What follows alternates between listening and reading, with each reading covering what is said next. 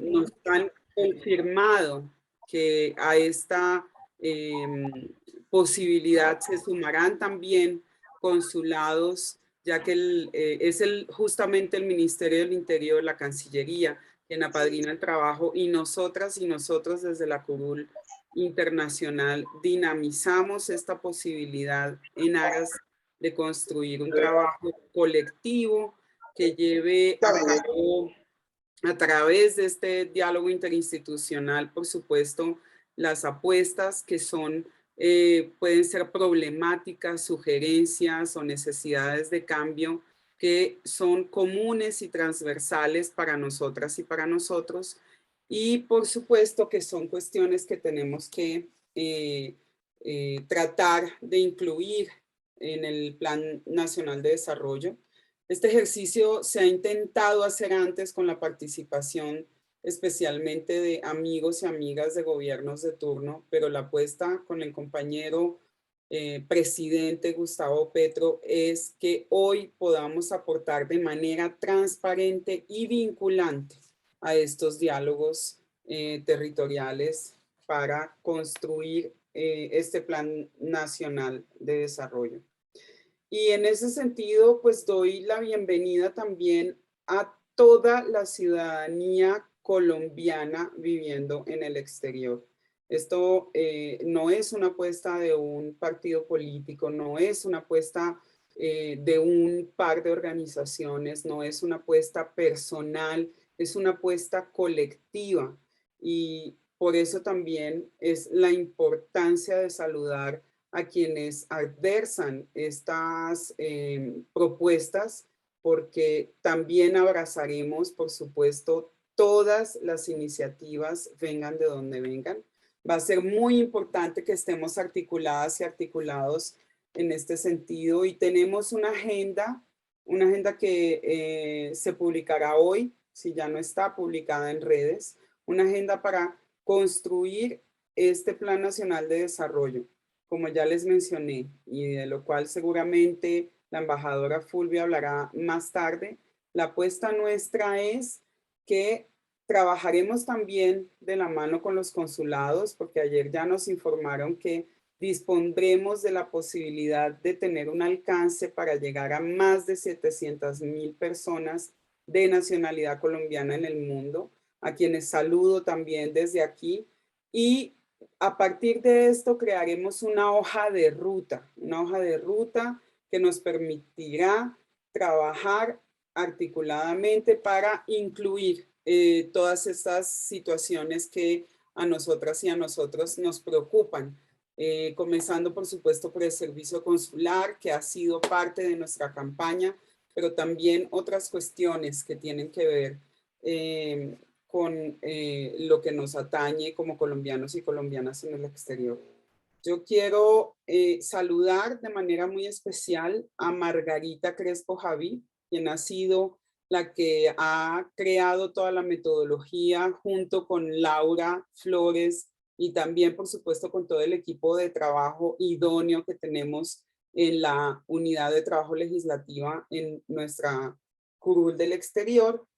Y además quiero contarles que Margarita Crespo Javí no solamente es la persona que asesora a la curul en temas de frontera, unos temas que hacen parte también de nuestras competencias y funciones, ya que pertenecemos a la Comisión Segunda, atender las situaciones de frontera, sino que además Margarita es Premio Nacional de Plan de Ordenamiento Territorial, y por eso ella ha desarrollado conjuntamente con nuestro equipo la metodología para que garanticemos que el Plan Nacional de Desarrollo se ubique y se contenga dentro de los estándares internacionales que se planean para la construcción de política pública.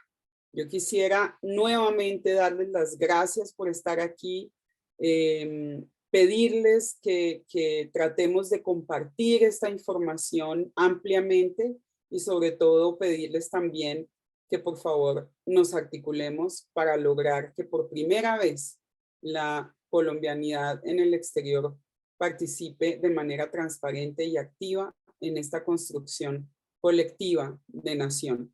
Muchísimas gracias y quiero, bueno, darle la bienvenida nuevamente a nuestro presidente de la Cámara de Representantes, David Racero, para que nos cuente un poco cómo se están planeando las cuestiones a nivel nacional y a nivel internacional y qué se espera también de este proceso que hemos iniciado hoy con la colombianidad en el exterior. Muchísimas gracias, bienvenidas, bienvenidos, bienvenidas. Hola Carmen, muy buenas tardes. Buenas tardes a todos y todas las presentes, celebrando profundamente este espacio que facilita, organiza, promueve nuestra representante Carmen, representante del exterior, que como muy bien lo ha dicho, no es solamente en el marco de un espacio partidista, y creo que en eso estamos más que sintonizados, tanto la representante Carmen como quien les habla, yo como presidente de la Cámara, propiciando espacios, discusiones, más allá del pacto histórico, porque ese es nuestro rol desde la mesa directiva y estamos hablando a nombre de una institución.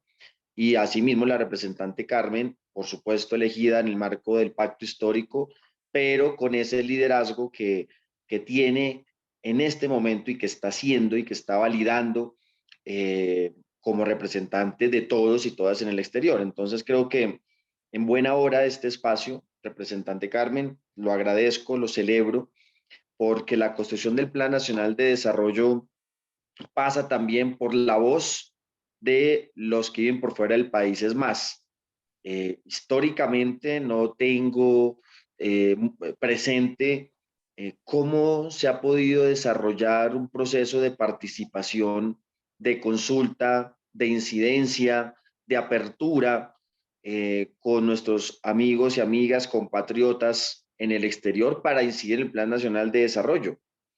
Entonces, la apuesta que nos ha introducido en este momento la representante Carmen, el contexto que nos dio, tiene una apuesta novedosa,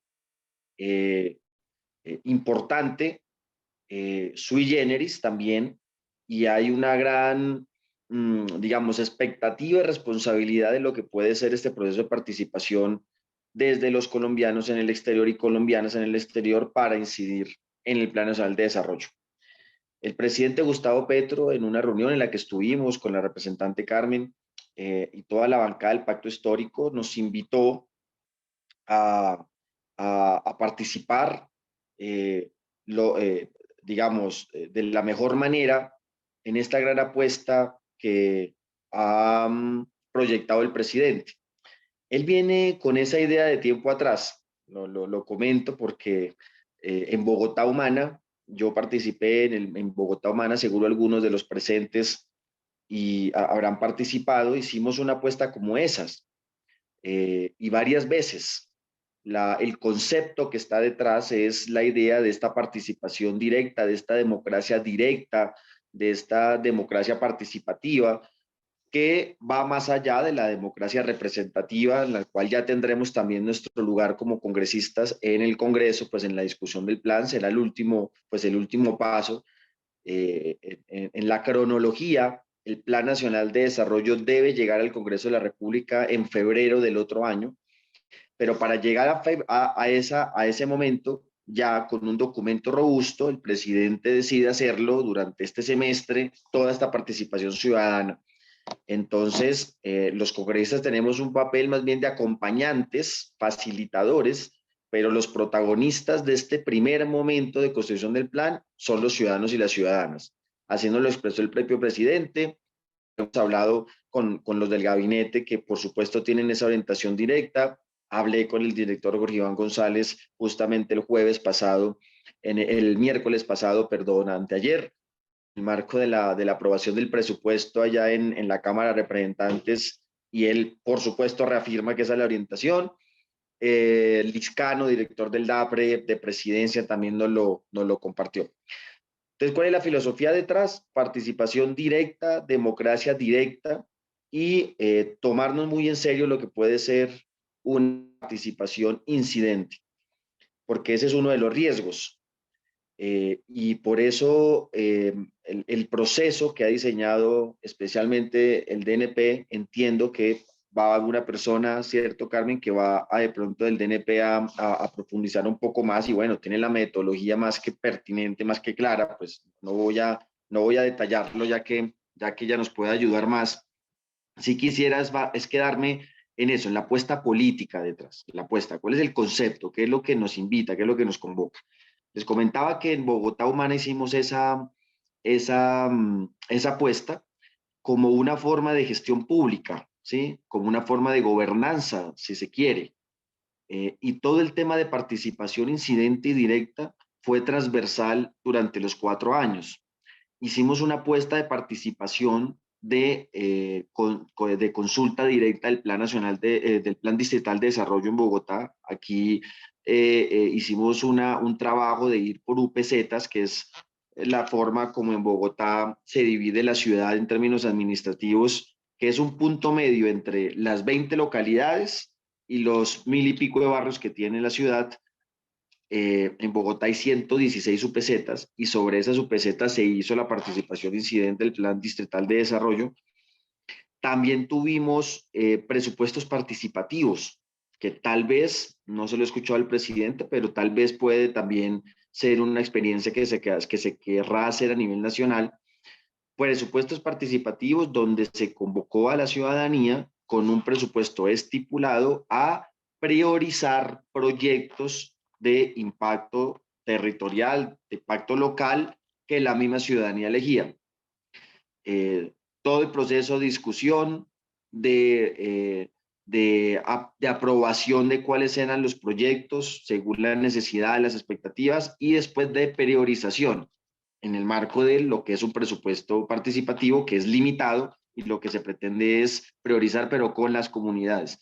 Ese presupuesto participativo tuvo 2 momentos, uno que fue con enfoque netamente territorial, es decir, se convocó a personas, habitantes de un segmento, de un cuadrante, de un espacio, de un área determinada, y sobre eso se discutía, y tuvo otra arista que fue de presupuestos participativos poblacionales. Ya no eran con un enfoque ya territorial, sino poblacional. Por ejemplo, yo fui uno de los encargados de liderar los presupuestos participativos de juventud. Entonces, traigo esto a colación porque esa es como la idea que tiene el presidente Gustavo Petro, de decir, bueno, vamos a hacer un proceso de discusión directa con la ciudadanía. Eso hace parte del enfoque de política y del enfoque de Estado que nos invita el presidente Gustavo Petro. Así llegamos a este escenario del Plan Nacional de Desarrollo, una apuesta de que ojalá sean cientos, miles y ojalá millones que puedan participar, ojalá sean millones los que puedan participar. ¿Y cómo es? Por supuesto, la participación, para que sea el proceso de participación ciudadana sea eficaz, ¿no? Sea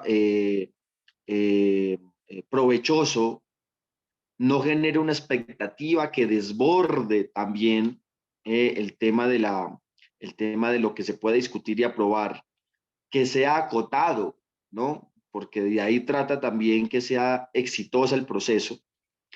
Tiene que tener una pedagogía inicial muy poderosa, ¿no? Eso es algo que el gobierno lo tiene claro, pero nosotros como congresistas te lo insistimos, se lo hemos dicho a varios de los ministros, se lo dimos a Liscano, entre otros, que la expectativa desde un principio tiene que ubicarse en el marco de lo que se puede discutir, lo que se puede plantear en un escenario de plan de desarrollo. Por ejemplo, para el plan de desarrollo no cabe asuntos tan puntuales como, por ejemplo, coloco un ejemplo, tapar el hueco que hay en tal parte de una ciudad, de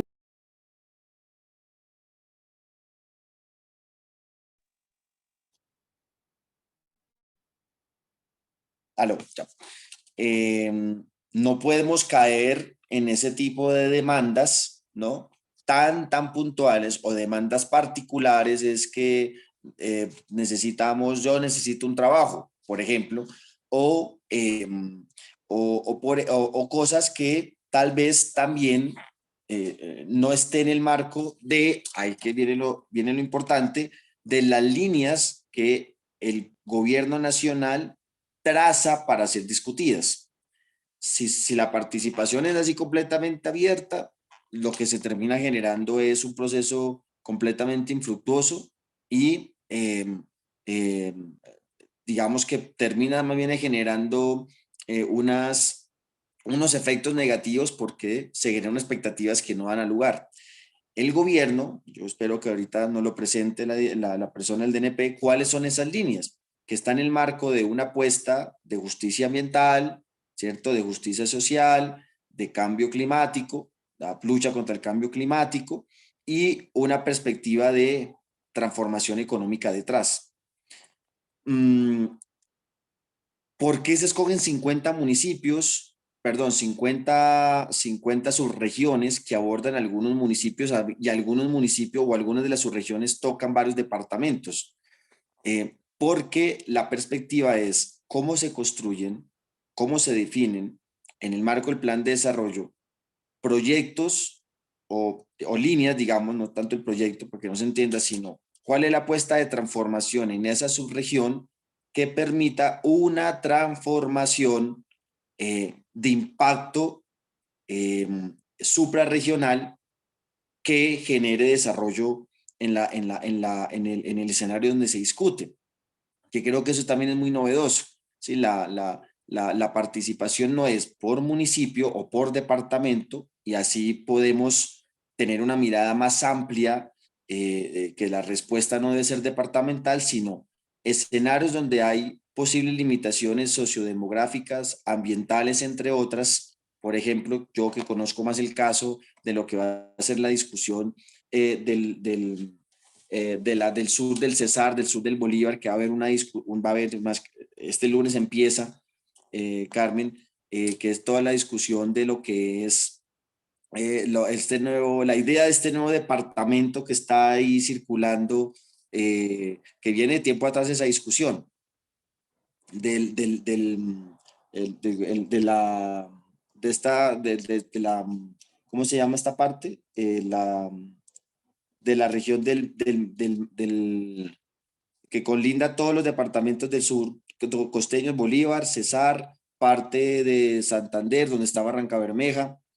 Y hay una discusión ahí que se tiene que plantear como subregión que va más allá simplemente de los departamentos, ¿cierto? Entonces, eso va a permitir que la discusión no quede solamente desde, por ejemplo, capitales de departamentos o con la perspectiva departamental, sino que vean todo el conflicto, toda la dinámica que atraviesan varios escenarios y que la población pueda articularse en torno a eso. 50 subregiones que no son los PEDET, ¿sí? Porque el enfoque de paz está presente, pero no es el único, ¿no? No es simple, no es sobre los PEDET o sobre las regiones que se tuvo en cuenta para la puesta de paz, sino que el elemento paz entra en el escenario, pero no es solamente el único elemento. Pensando en esto de la paz total, que está presente en la discusión, pero que no, o sea, es que se complementa con los otros como el tema ambiental, el tema económico, entre otros. ¿Cómo se puede poner a consideración unos megaproyectos con los ciudadanos y las ciudadanas? En La Mojana, por ejemplo, la misma ciudadanía es la que plantea lo que es la necesidad del dique, la que necesidad de proyectos macro, y eso es lo que se recoge por parte del gobierno. Hay una creencia y una fe de que la ciudadanía realmente sabe qué es lo que, ¿no?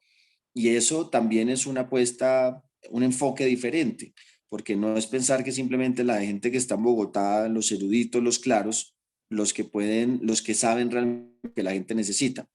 Eso es la combinación. Una base que plantea el gobierno nacional con unas líneas que tienen que ser acotadas con esas líneas para organizar, para no generar expectativas, para que sea fecunda la participación, pero con una creencia y una fe de que la ciudadanía puede orientar cómo puede desarrollarse en esas líneas. Esa combinación entre entre el gobierno y el ciudadano directamente. Y quiero hablar de otra cosa en particular. Gustavo Petro, el presidente, nos ha invitado mucho a hablar en clave de misiones, misiones. Y aprovecho este espacio, Carmen, para comentarlo, porque es algo que todavía no le estamos dando la discusión social abierta, ¿no? Digamos, todavía siento que todavía no está sobre la discusión pública, eso que constantemente el presidente Gustavo Petro nos invita, que es una forma también de acción pública y de gestión pública. Este tema de emisiones, que lo trae mucho a colación el presidente basándose en la autora Mariana Mazzucato, tiene libros sobre eso, seguro muchos de ustedes lo conocen, Misión Economía, que es el más reciente después de pandemia, creo que es el más claro, donde plantea las fases de lo que es la política pública, cuál es el objetivo, el alcance, cómo se alinean las misiones en el marco de los objetivos de desarrollo sostenible, que lo tiene muy presente el presidente Gustavo Petro, y que en el fondo lo que plantea es cómo se articula el Estado con las empresas privadas, ¿cierto? Especialmente con la ciudadanía, con la sociedad, participación social, por eso este tema de enfoque, que es siempre con las comunidades, para estructurar los retos que tienen que salir de la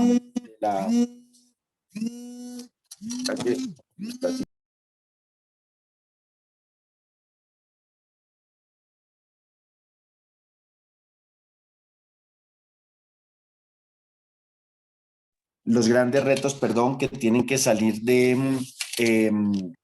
como sociedad. Y se plantea mucho el ejemplo de la misión de ir a la luna en Estados Unidos, que es como uno de los ejemplos paradigmáticos. Por ejemplo, en el libro lo traigo a colación muy rápidamente. En el libro, Mariana Mazzucato dice, miren, en 1962, Estados Unidos, bajo el liderazgo del presidente Kennedy, se planteó llevar el primer hombre a la luna, en un contexto de Guerra Fría, ¿cierto? En un contexto de carrera armamentista con la Unión Soviética, la guerra espacial, etc. Y dice, vamos a llevar el primer hombre a la luna como país, y se coloca en ese reto como país.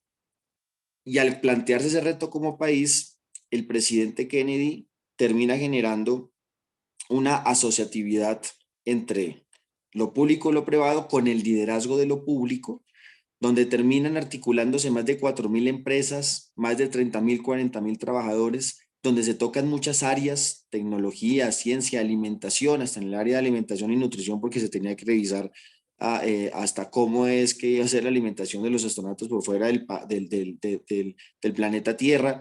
Generan una serie de dinámicas de investigación y de participación empresarial tan importante que termina generando estímulos y abriendo mercados en otras áreas más allá simplemente de la aeroespacial. Y ella lo coloca como ejemplo porque en este proceso de emisiones el Estado siempre lidera. El Estado es creador de valor, el Estado es generador de nuevas economías. El Estado participa directamente criticando bajo la perspectiva de ella, pues el enfoque de los últimos 20 años, donde el Estado no tiene que participar, donde el Estado simplemente entra a resolver los vicios del mercado, donde entre menos participación del Estado, mucho mejor, donde hay un absolutismo, donde hay donde la participación del mercado por fuera del Estado y que el Estado no debería participar y que entre menos Estado mejor. Bueno, es decir, criticando la perspectiva neoliberal, ya planteada por ella como obsoleta y bueno, por muchos otros más. Entonces, esta perspectiva de emisiones lo traigo a colación, Carmen y apreciados presentes, porque pensando en esa enclave de emisiones, se podría tener una perspectiva mucho mejor de la construcción del Plan Nacional de Desarrollo. Es decir, grandes proyectos de transformación donde se vinculan los diferentes actores sociales, económicos y con el liderazgo del Estado. ¿Cuáles pueden ser los grandes retos que nos podemos plantear como país? La transición minero-energética, la superación de la pobreza extrema, la superación del hambre, Esos son los grandes retos fundamentales que, no sé, el sistema de salud que queremos proponer, que por supuesto eso nos entra parte en la discusión de lo que la ministra ya nos ha planteado también como proyecto que se va a radicar, pero esos tipos de los objetivos que como ciudadanos tenemos que plantear podrían verse en el marco de la discusión del Plan Nacional de Desarrollo. Eso es parte, insisto, de los elementos que comprendo el presidente Gustavo Petro nos invita a tener presente. ¿Cuál es el papel de la ciudadanía? El papel de la ciudadanía es justamente orientar a este gobierno, que es el gobierno del cambio, a precisar pues esas grandes demandas de los ciudadanos. Tenemos concepto de participación directa, de participación incidente, que se debe facilitar, que se debe hacer sin generar una expectativa que lo desborde, que se debe retroalimentar posteriormente al ciudadano y la ciudadana a partir de lo que se discute, qué es lo que queda a partir de lo que los ciudadanos dijeron, de lo que los ciudadanos comentaron y definieron en los diferentes encuentros. Un enfoque que ha planteado el presidente Gustavo Petro, que es el enfoque de emisiones, una nueva acción de gobernanza público-privada con participación comunitaria. No es superar la idea de las alianzas público-privadas, APP, que es más bien es una forma de contratación, más no una forma de cooperación. Cómo es que el Estado interviene, cómo el Estado transforma, cómo el Estado prioriza, cómo el Estado puede priorizar algunos sectores económicos por encima de otros, y está bien, ¿no? En el marco de unos objetivos. Y pues eso lo hemos escuchado, la prioridad para el presidente Gustavo Petro es fortalecer la agroindustria en vez de lo que se ha llamado siempre la locomotora minera y de todo el sector de hidrocarburos. Vamos a priorizarnos bien la agroindustria. ¿Qué significa para priorizar la agroindustria? ¿Cómo generamos valor agregado? No simplemente sacando los bienes de la tierra, sino transformando por lo menos en una primera instancia esos bienes. Eso es lo que genera valor agregado. Transformación inicial primaria es lo que nos va a generar la riqueza del país. El tema del turismo, que yo creo que el tema internacional puede aportar mucho en eso. Turismo, porque son va a ser una economía sustituta en términos de ingresos de dólares por parte del exterior, con todo el turismo que podamos promover de turistas que puedan llegar, para sustituir poco a poco. También toca mirar en cuánta medida lo que queremos, lo que el presidente Petro ha insistido en dejar de basarnos en una economía solamente extractivista. Ya iba a cerrar, apreciada Carmen, y es esos elementos, la apuesta política que está detrás y bueno, celebrando, Carmen, este espacio, a todos los que están más que interesados, la forma como la comunidad internacional va a participar, cómo va a incidir, cómo se va a organizar, en buena hora. Va a ser un gran reto fundamental en menos de 2 meses que se pueda posicionar, y yo celebro el liderazgo de nuestra representante que asume este gran reto, insisto, que no se ha visto desde antes, que no se ha promovido desde antes, y que sin lugar a dudas va a tener un buen éxito al final del camino. Así que un gran abrazo, Carmen, gracias por la invitación, y también voy a estar ahí expectante para escuchar a la del DNP para que nos precise ya en detalle cómo son las metodologías. Gracias. Muchas gracias, David, a ti. Muchas gracias por tomar el tiempo también de tu ocupada agenda para poder asistir a este evento y acompañarlo, y por darnos también la información relacionada con lo que hemos estado articulando a partir del trabajo que llevamos a cabo en el Congreso, y con los lineamientos que nos ha también transmitido el compañero presidente Gustavo Petro, y además también Mauricio Liscano del DAPRE. Laura, yo quiero dejar entonces en estos momentos, después de haber escuchado a David, después de haber entendido también un poco más cómo se construye un plan nacional de desarrollo pensado desde lo más general y lo más colectivo, ya que efectivamente con el Plan Nacional de Desarrollo ampliamente participativo, transparente y vinculante, y con estos diálogos que se están llevando a cabo por parte, impulsados y apoyados también por parte no solamente de los congresistas, sino específicamente y particularmente también de la institucionalidad, quiero simplemente mencionar que debemos conocer la metodología, y para eso yo creo que David ha sido muy claro y muy enfático. Necesitamos conocer, por supuesto, un marco pedagógico para poder aportar al Plan Nacional de Desarrollo, ya que hay, como lo mencionaba yo también antes, unos estándares que deben ser cumplidos, y es muy importante entender que el plan de desarrollo no soluciona cuestiones particulares. El plan nacional le apuesta a una política de gobierno, una política inclusiva, participativa, que pueda también luchar en un mundo globalizado y neoliberal contra estas cuestiones que, por supuesto, de una u otra forma afectan a la nación. Quiero finalmente decirte, Laura, que entonces te entrego la palabra para que tú moderes de aquí en adelante. Nuevamente, muchas gracias, presidente de la Cámara de Representantes, David Racero, por todos los aportes que nos has hecho, y esperamos que puedas quedarte también un poco hasta el final también para responder algunas preguntas de la gente que nos está siguiendo en estos momentos. Bienvenidas y bienvenidos a este primer espacio pedagógico para que desde la colombianidad hagamos nuestros aportes a el Plan Nacional de Desarrollo. Gracias, Laura. Adelante. Gracias, Carmen. Saludo hoy a todas las personas conectadas que nos están siguiendo en las redes, a los colombianos y colombianas en el exterior. Vamos a darle la palabra ahora a María Fernanda Cortés, quien es la directora del Grupo COMPES del Departamento Nacional de Planeación. María Fernanda, ¿puedes prender tu cámara y el micrófono? Listo. Hola, buenas tardes, ¿cómo están? Bienvenida, María Fernanda. Te damos la palabra para que nos cuentes qué es un Plan Nacional de Desarrollo, la metodología y la información pedagógica. Claro que sí. Quisiera primero saber, bueno, voy a compartir mi pantalla para contarles algunas cosas como de cómo se hace la construcción del plan y cómo se ve en términos del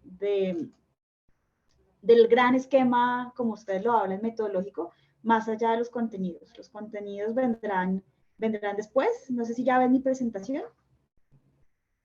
Listo. Sí, perfecto. Solo falta que la compartas en pantalla completa. Eso, gracias. Ahí se ve perfecto, María Fernanda. Muchas gracias. Bueno, vale. Listo. Entonces yo les voy a contar aquí rápidamente cómo es la concepción de un plan de desarrollo en particular para Colombia. Colombia tiene este instrumento que es bien distinto de los instrumentos de otros países. Hay similitudes con algunos países de América Latina, tal vez Brasil, Costa Rica, que incluso han tomado prácticas de nosotros, tienen instrumentos similares. Pero realmente el único que tiene como esas tres grandes componentes, que es como toda la estrategia, toda la parte normativa y toda la parte de inversiones detrás, es Colombia. Entonces, cuando uno se sienta a hablar, nosotros estuvimos socializando esto con la OCDE hace unos meses, y hablábamos pues ellos decían como, bueno, es mucho más estructurado de lo que uno se imagina detrás. Y eso es como lo importante detrás del plan de desarrollo en nosotros, además porque es un ejercicio que ha ido evolucionando en el tiempo. La ley 152, que es la ley del plan, es de 1994. Entonces, si ustedes piensan cuántos planes hay hasta ahorita, ha ido cambiando a través del tiempo, y en ese cambio, a través del tiempo, se han modernizado cosas, han cambiado algunas, se ha complejizado también. Si ustedes buscan por ahí en Twitter, hay una cuenta que estuvo haciendo comparativos del número de páginas, de la cantidad de indicadores, de la cantidad de artículos que van en la ley del plan. Y eso lo que hace es que sea un instrumento cada vez más participativo y más fácil no más fácil, pero más incluyente al momento de tener como un diálogo ciudadano y con muchos actores de la sociedad, no solamente como con la ciudadanía normal. Entonces aquí nos vamos a poner el reto en este gobierno de hacer algo que nunca hemos hecho en Colombia. Estos 50 diálogos son una apuesta enorme en el territorio en un corto tiempo. Entonces, yo les voy contando un poquito quiénes son los actores importantes de este plan de desarrollo. Entonces, la primera parte, entonces hay unas generalidades importantes y es saber quién hace qué en el plan. Entonces yo tengo primero por acá la parte técnica. La parte técnica la hace el DNP, es su misión derivada de la Constitución y de la ley. Entonces el DNP es el encargado de hacer todo el proceso constructivo del plan de desarrollo, dar las estrategias, escribe como tal el plan, convoca, articula, esa es la parte técnica del plan. Y se suma una parte política muy importante que es el Ministerio de Hacienda y el Departamento Administrativo de la Presidencia. Con esos dos, cada uno, el Ministerio de Hacienda trae por su parte todo lo relacionado con darle viabilidad al presupuesto que hay detrás del plan y pues presidencia de la línea política alrededor del plan, en un acuerdo con los anteriores, ¿no? La iniciativa legislativa la va a tener el Ministerio de Hacienda. Pero las líneas de política atrás van en estos tres escenarios. Y hay una última parte que es el Ministerio del Interior, que está detrás de toda la parte consultiva en apoyo con el DNP, porque muchas de las consultas que se hacen en términos del trabajo que tienen las entidades de gobierno nacional a través del Interior es que yo le digo al Ministerio del Interior, oiga, necesito hacer un diálogo de este estilo con ciudadanos o con grupos étnicos. Mi Interior acompaña, da estructura, pero realmente el responsable de la consulta es el que lo solicita. En este caso, el DNP solicita la consulta del plan de desarrollo en diferentes aspectos y ellos nos acompañan. Se formula en 6 meses, participa toda la gente del DNP, participan todos los sectores del Ejecutivo.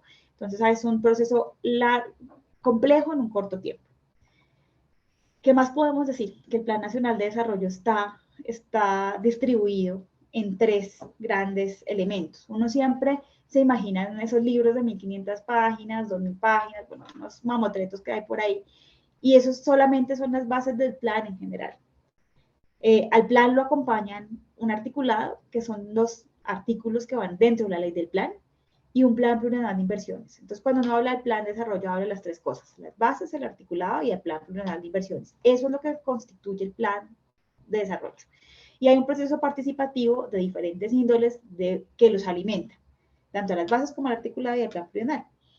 Este plan se hace en unos tiempos muy específicos determinados por la ley 152, que entonces primero arranca la elaboración por allá el 8 de agosto, apenas se procesión del presidente, y va hasta el 7 de febrero, que es el día máximo que por ley se puede radicar el proyecto de ley del plan.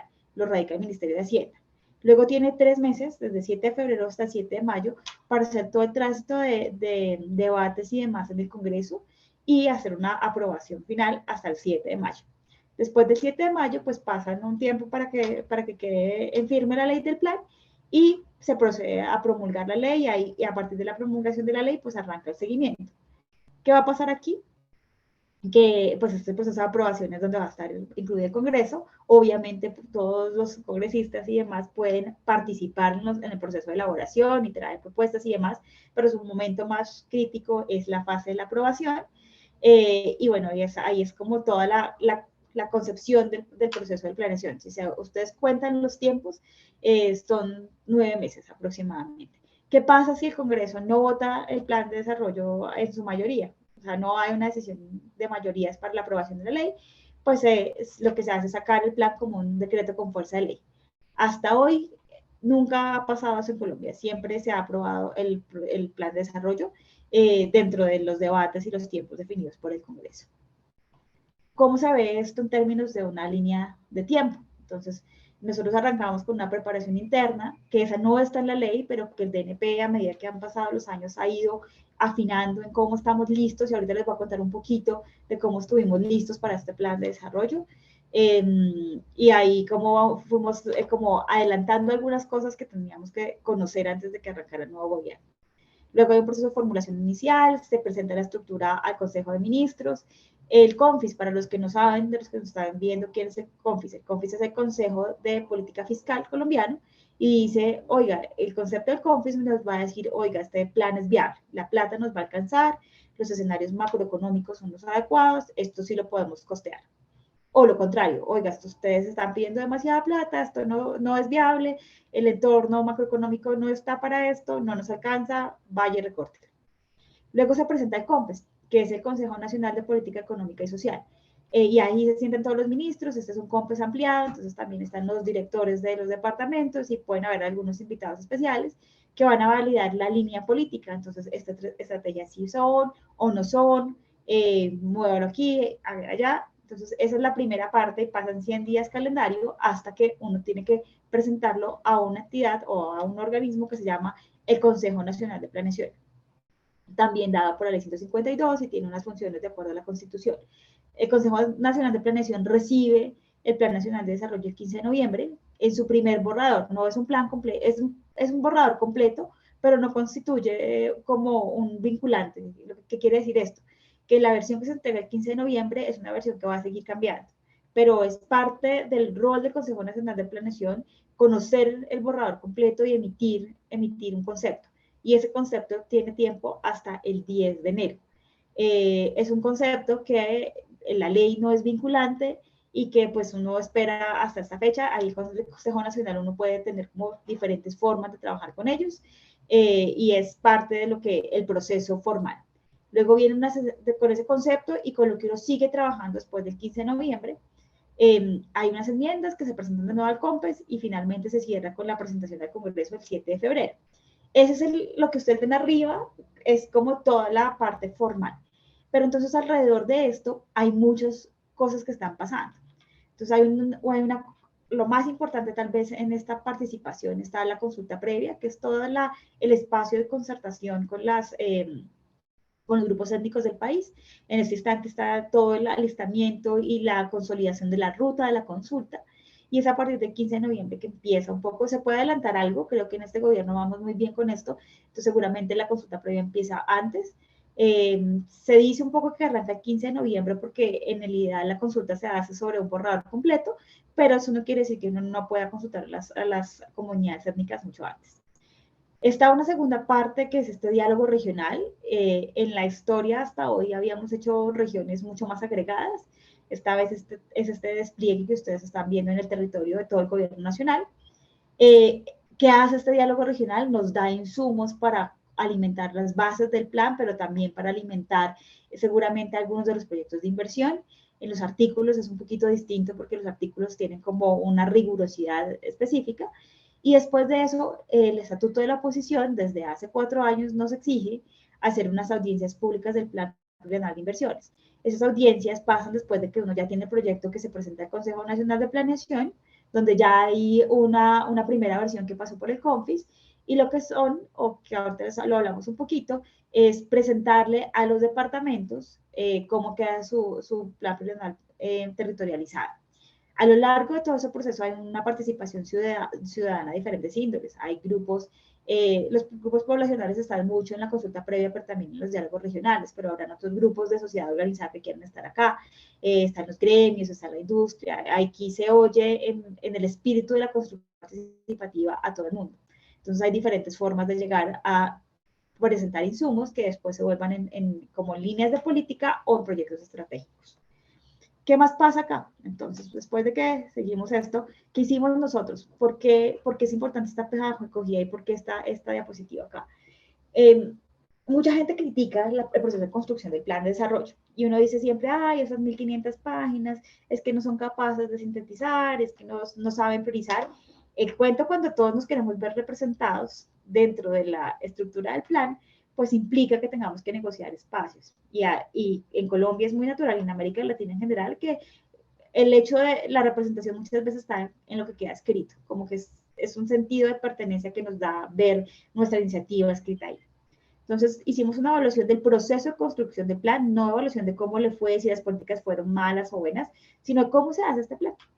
La hicimos desde el equipo COMPES, desde la Subdirección General de Prospectiva del DNP, y nuestro objetivo era mirar cómo se han elaborado los planes de desarrollo, ver qué procesos formales e informales hay, qué actores involucran, qué insumos hay para la construcción del plan, y hacer un poco el comparativo, que era lo que yo les contaba al inicio.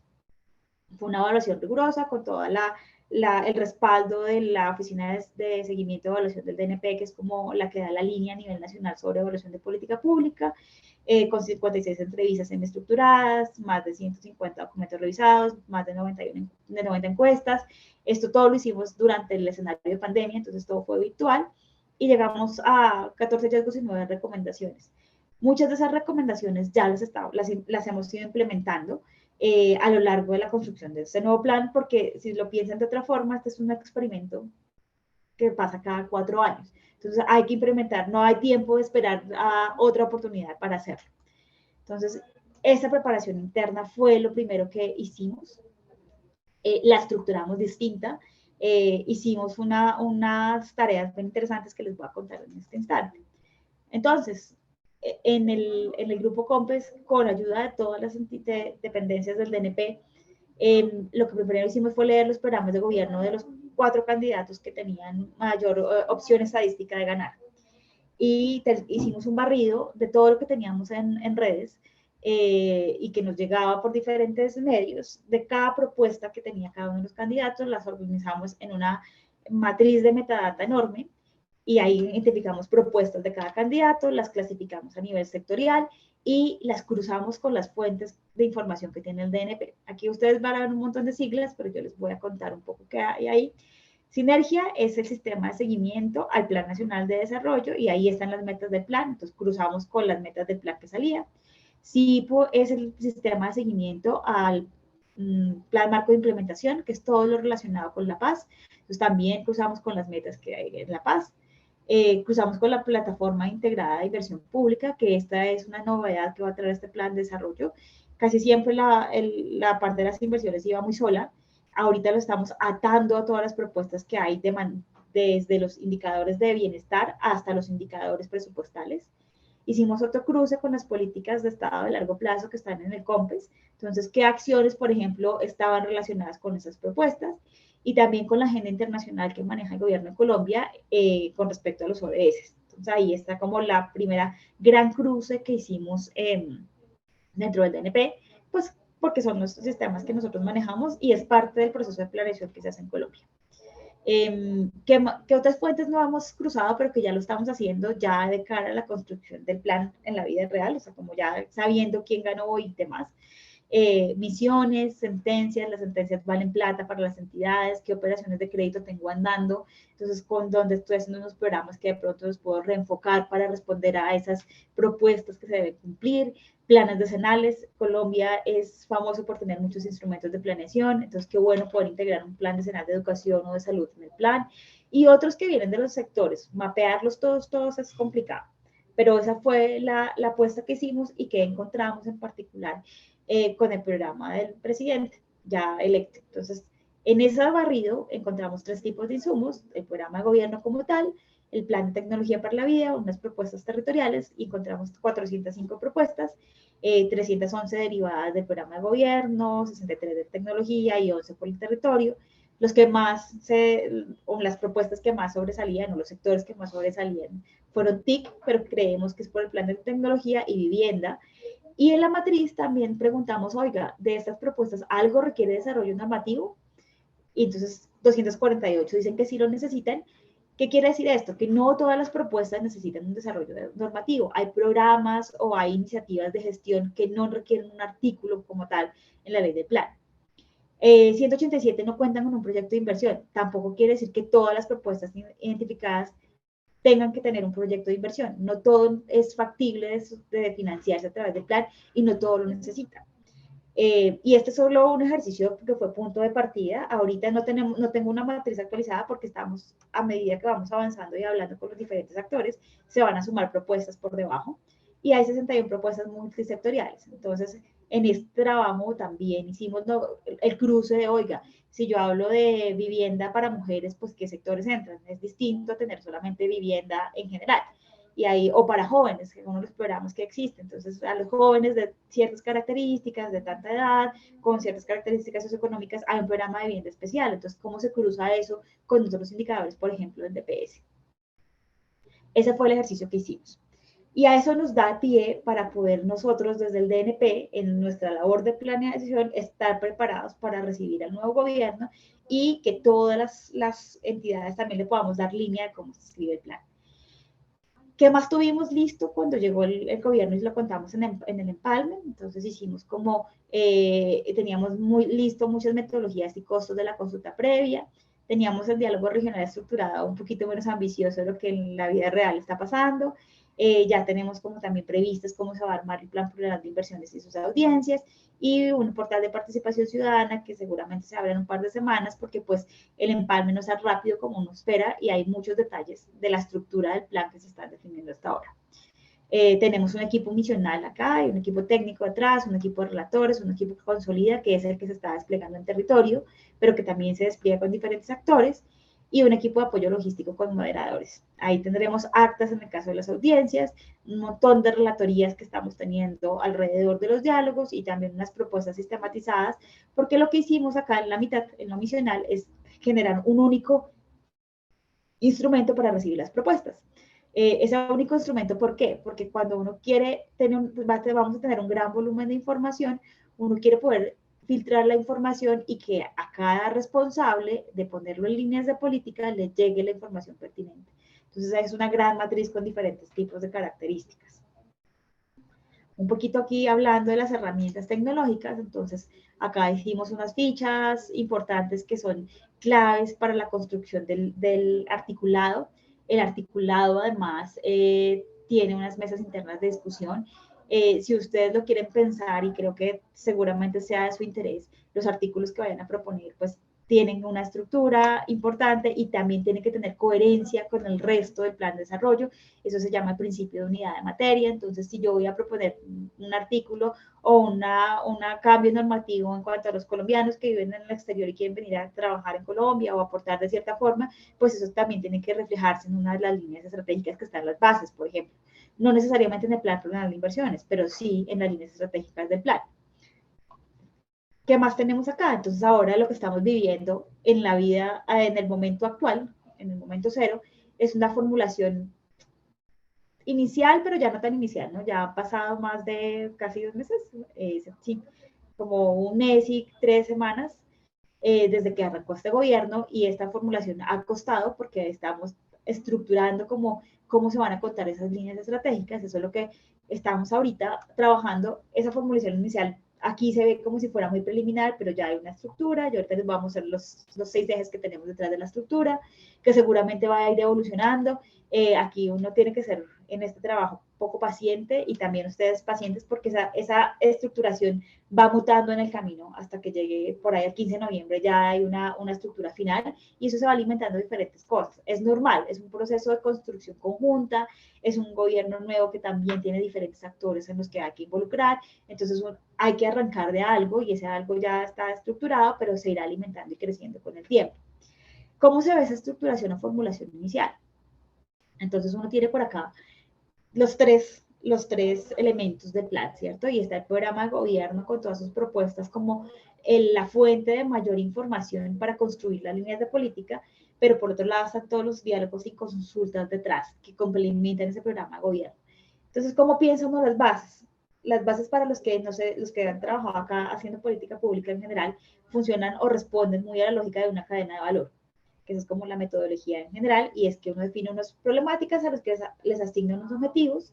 Esos objetivos tienen relación con unos antecedentes que dan lugar a que esos objetivos se cumplan, un diagnóstico de por qué esto es importante. Entonces aquí uno dice, por ejemplo, en educación, en el diagnóstico tengo que hablar de cobertura, entonces mi indicador de cobertura es el que esté hoy en la línea de base, y yo me pongo una meta en la estrategia para que esa meta logre decirme el indicador. Si la cobertura está en 90, quiero llegar a 93. Entonces, el indicador es la cobertura y la meta es llegar al 93% de cobertura de educación secundaria.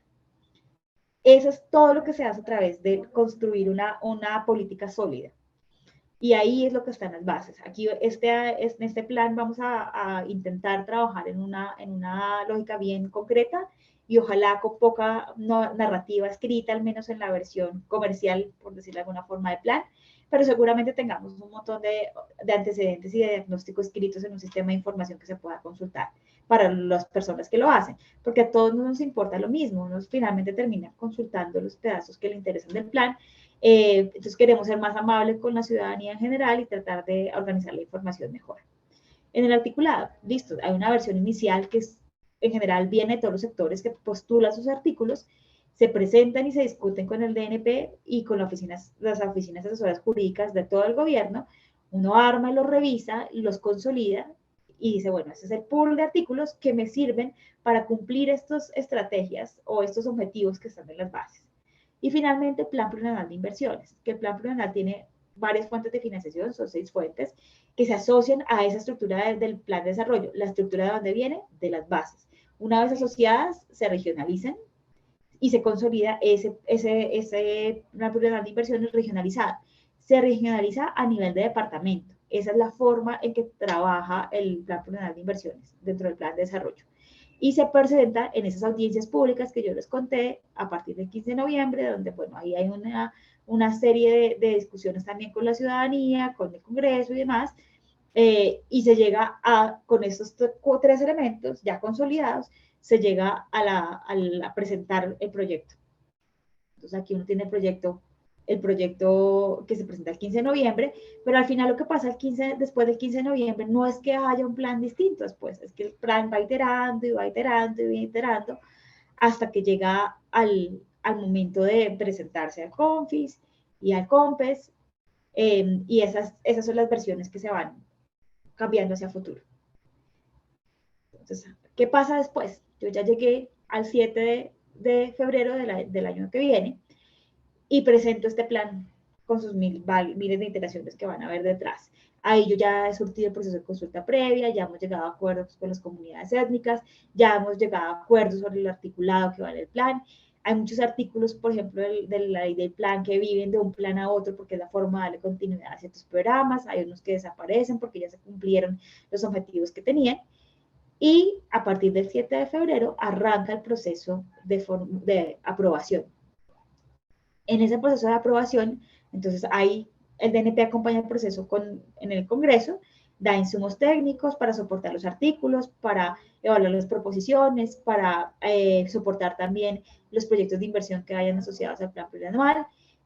Hay 2 etapas acá, hay 90 días para el primer debate, hay una semana de descanso, hay 90 días para el segundo, y finalmente hasta el 7 de mayo se da el debate para aprobación y pues a partir de unos días después que ya quede firme, se hace el seguimiento. Y eso es básicamente el proceso pedagógico de construcción de plan de desarrollo. Les voy a mostrar algo más, entonces den un momento y les comparto la diapositiva de la estructura que tiene el plan de desarrollo actual. La estructura de políticas. Entonces, denme un segundo acá, vuelvo a compartir la pantalla. Entonces, está por acá. María Fernanda, Acá, mientras compartes pantalla, hay una pregunta y dice, si el plan se presenta el 15 de noviembre, ¿cómo se integran las propuestas de la diáspora que serán el 17 de noviembre? no, ahí no se angustien, no sé si ya están viendo mi pantalla, pero te voy a responder desde ya. El hecho de que el 15 se presenta el primer borrador completo del plan, pero el plan como tal está listo el 7 de febrero, o sea que esas propuestas son una línea continua. Si se dan cuenta, si han visto el cronograma de los diálogos regionales, los diálogos se acaban como hasta la semana del 22 de noviembre. Dado que son tantos diálogos, no alcanzábamos a tenerlos antes del 15, porque además hacia el 15, o sea, no nos puede llegar información el 14 para poderla incluir. Y eso es lo que va a ser complejo de esto. Entonces, pero no se preocupen, si llegan un poco después, no es que van a ser ignoradas, entran en otro proceso. ¿Ya están viendo mi pantalla? Perfecto, gracias. ¿Sí? Bueno, entonces que me presento no los veo. Entonces, ¿cómo está estructurado este plan de desarrollo? Aquí hay ahora una diapositiva más bonita que esta, pero está todavía en proceso de construcción. Esta fue la que llevamos a Turbaco la semana pasada. El eje central del plan va a ser la paz total, con 3 pilares importantes: la justicia económica, la justicia ambiental y la justicia social. Ese es como el core central de lo que se va a contar detrás del plan de desarrollo, muy enfocado hacia también el cumplimiento del acuerdo de paz, que es una pregunta que nos hacen en muchas partes, porque es que no se ve específicamente un capítulo de paz. Y acá la lectura que nos han dado hasta ahora obvio esto todavía puede cambiar, porque esto es un organismo vivo hasta el 7 de febrero que puede cambiarse, es que la paz va a permear todo y es parte del centro de este diálogo.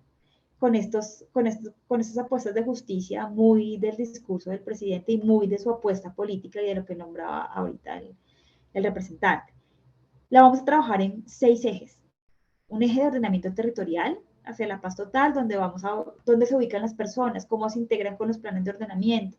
En esos planes de ordenamiento, ¿dónde está la economía, las economías ilegales? ¿Por qué están ubicadas en ciertos lugares y por qué no? ¿Qué cosas hacen que haya ahí que deberamos de pronto con una línea política solucionar? ¿Cómo se definen esos derechos de propiedad? Y una apuesta que viene ya hace rato en Colombia, que es el catastro multipropósito. El catastro va a poder permitir identificar, entonces hay que profundizar ese catastro y sacar al otro lado. Y también una jerarquía institucional. Aquí vamos a hablar mucho de lo que hace el gobierno detrás de ese ordenamiento territorial y de esa ubicación de las personas. Un segundo eje que va a ser de seguridad humana y justicia social, que es el concepto integral de seguridad. ¿Cómo me siento yo con mi seguridad física, social? Si estoy en una tragedia natural, si te pierdo o no el empleo. Entonces, un poco del riesgo y amenaza y por vulnerabilidad al individuo. Está el derecho humano a la alimentación, que es toda esta apuesta de modernizar la agricultura, de fortalecer la productividad agropecuaria, de volvernos otra vez a ser un país que produce sus propios alimentos, dejar de importar. Todas estas apuestas están en este tercer pilar. El cuarto pilar se llama transición energética y crecimiento verde con justicia ambiental. Entonces, todo lo que tiene que ver con productividad sostenible con el medio ambiente, cómo pensamos en esta bioindustria y cómo podemos mejorarla, cómo mejoramos las tasas de ahorro para acelerar la inversión en algunos territorios, cómo involucramos también toda esa conectividad y ese entramado social, pero también empresarial para que transite hacia un país que tengamos como unas formas de producción distintas. Colombia tiene una cantidad de elementos ahí a favor que se deben articular mejor a través de líneas de política. Estamos hablando de un capítulo 5 de convergencia social regional y ahí es donde cómo se reducen esas brechas de los hogares y las regiones. Si se dan cuenta, están muy en sintonía o muy complementario a la parte de seguridad humana y justicia social. Entonces, ¿cómo proveo esos bienes? ¿Dónde llegan, por ejemplo, los recursos para sistemas de transporte integrado? ¿Cómo mejoro los niveles absolutos de los indicadores sociales? ¿Cómo proveo esos bienes como Estado en esos territorios donde se quiere mejorar la calidad de vida de las personas? ¿A través de qué herramientas llego con más servicios públicos, por ejemplo? ¿Cómo llevo mayor conectividad? Eso está en el capítulo 5. Y el capítulo 6, que es un poco menos popular, porque es un trabajo mucho más del Ministerio de Hacienda y también del DNP, es cómo garantizo esa senda de estabilidad macroeconómica, cómo garantizo los recursos para la implementación de este plan de desarrollo. Una parte de eso está haciendo ahorita lo que se presentó en la propuesta de reforma fiscal, pero otra parte tendrá que ver o va a estar muy fuertemente relacionada con cómo voy a financiar la apuesta de bienestar del plan de desarrollo, qué ingreso disponible tienen los hogares y cuánto puedo ver en términos de impuestos y subsidios, qué tanto puedo yo comprometer como nación. Y acá, que esta es la estructura general, aquí viene un rol importante de lo que mencionaba la persona que estaba antes de mí, y es qué rol tiene la nación o qué responsabilidad tiene la nación y qué responsabilidad tienen los territorios. Estas son dos capas distintas. Entonces, en los diálogos, claro, en los diálogos nos va a salir de todo porque estamos abriendo las puertas a cualquiera que quiera opinar al respecto en cualquier territorio del país y eso está bien. Pero habrán competencias, por ejemplo, si me piden hacer como una mejora en la calidad educativa del municipio de Carmen de Bolívar, eso no es una competencia de la nación, al menos en el ordenamiento que hay hoy en día, es una competencia del departamento. Entonces habrá cosas que por más que queramos hacer, no son competencia de la nación, pero tampoco hay recursos, los recursos no son infinitos. Entonces, en esas 6 líneas que ustedes ven acá, bajo esos 3 pilares, teniendo como centro la paz total, pues ahí tenemos que pensar en grandes proyectos de inversión que este plan de desarrollo pueda financiar, que generen impacto en esos territorios. La lógica de romper los departamentos o como de romper ese espacio político-administrativo es para hablarnos de que podemos integrarnos distintos, que cosas como tener el río Magdalena son un factor de integración tal vez más potente que una división político-administrativa y que tenemos que pensarnos como territorios conjuntos y no como islas aparte. Y eso fue un poco el espíritu de la selección que se hizo, bajo unas directrices que nos dio la presidencia.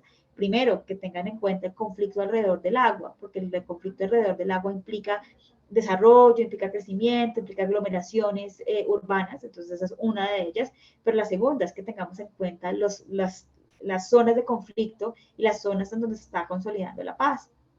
Entonces ahí uno, claro, no, la lógica del PED, hay muchas comunidades que nos la van a reclamar y no la vamos a romper. Simplemente queremos que esos municipios PED también se vean en un entorno integrado con otros municipios cercanos que no son PED o con otras capitales que no se clasifican como PEDs y que les son de pronto sus detractores de crecimiento económico hacia donde pueden derivar mercados y las apuestas son de crecimiento, por ejemplo.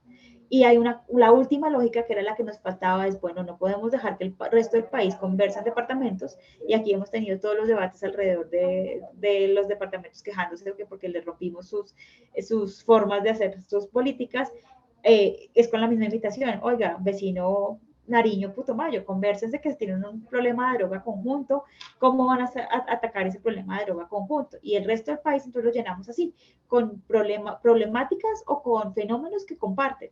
Entonces, la Amazonía comparte fenómenos ambientales muy grandes. En el centro, donde no están las zonas de conflictos en las grandes ciudades, también comparten mercados comunes, comparten servicios como educación, salud. Entonces, esa es la lógica detrás de esa regionalización en esta estructura. Esta estructura todavía no es fija, o sea, no es 100% fija. Seguramente nos vamos a quedar con los 3 pilares, con la paz total en el centro y estas 6 transformaciones, pero van a entrar y salir algunas cosas en la medida que vamos negociando. Entonces, se dan cuenta, es un proceso complejo, de corto tiempo, que va cambiando o va mutando en el tiempo a medida que vamos llegando a acuerdos en el diálogo. Creo que eso es básicamente lo que les quería contar de este lado. María Fernanda, mil gracias por esa presentación tan completa, hacernos una introducción al Plan Nacional de Desarrollo, cómo funciona, cómo se crea y contarnos este Plan Nacional de Desarrollo, cuáles son los ejes y los pilares. Te agradecemos mucho por esta intervención.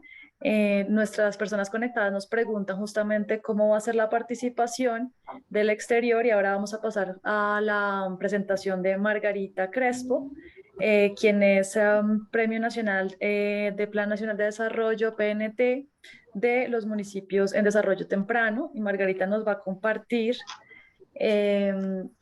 cuál es la metodología que estamos pensando para el exterior. Margarita, ¿puedes empezar a compartir tu pantalla?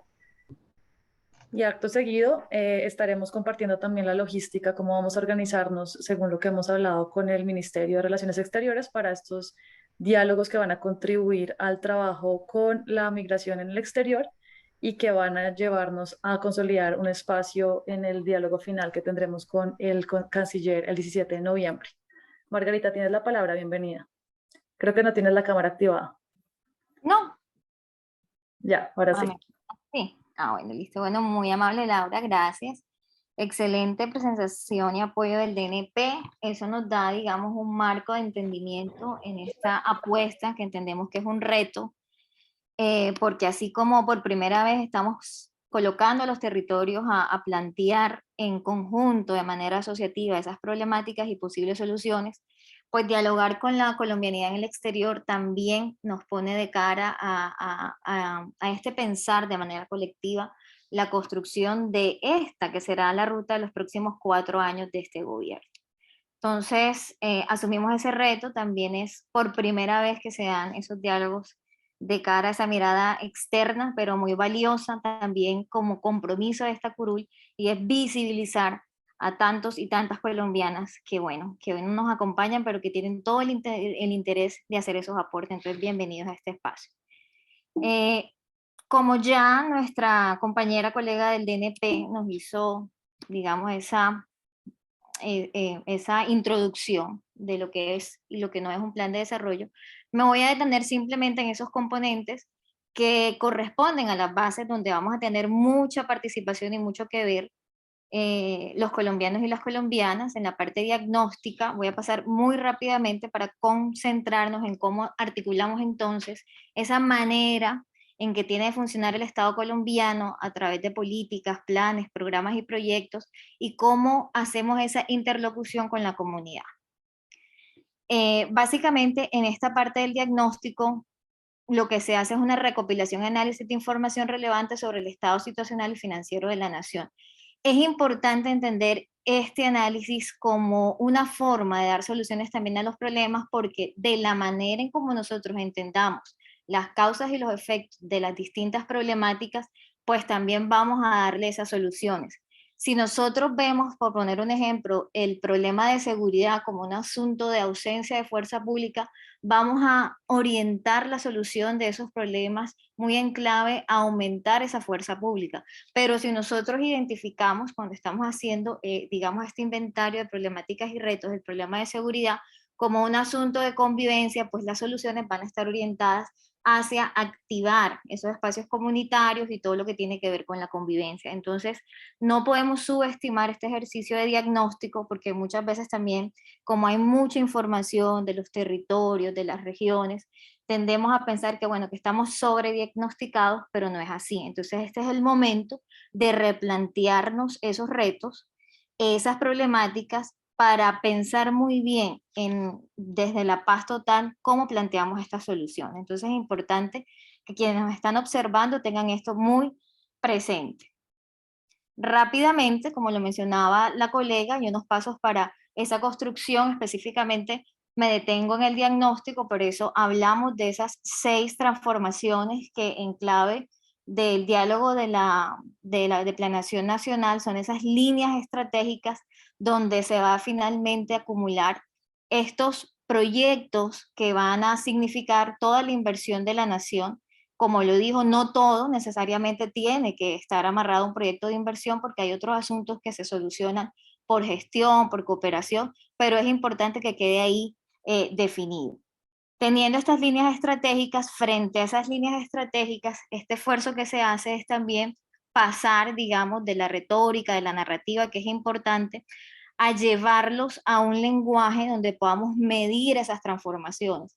Y definitivamente la ruta serían estos indicadores. En este diagnóstico lo que vamos a plantear es cómo están esos distintos indicadores de estas 6 transformaciones, cuáles son los más críticos y cuáles son las soluciones que nos pueden llevar a cambiar ese estado crítico de esos indicadores. Cuando ya tenemos claro ese panorama entonces de diagnóstico en cómo estamos, cuáles son, digamos, las tareas o los retos urgentes que el país debe atender, entonces sí pensamos un poco en el plan estratégico.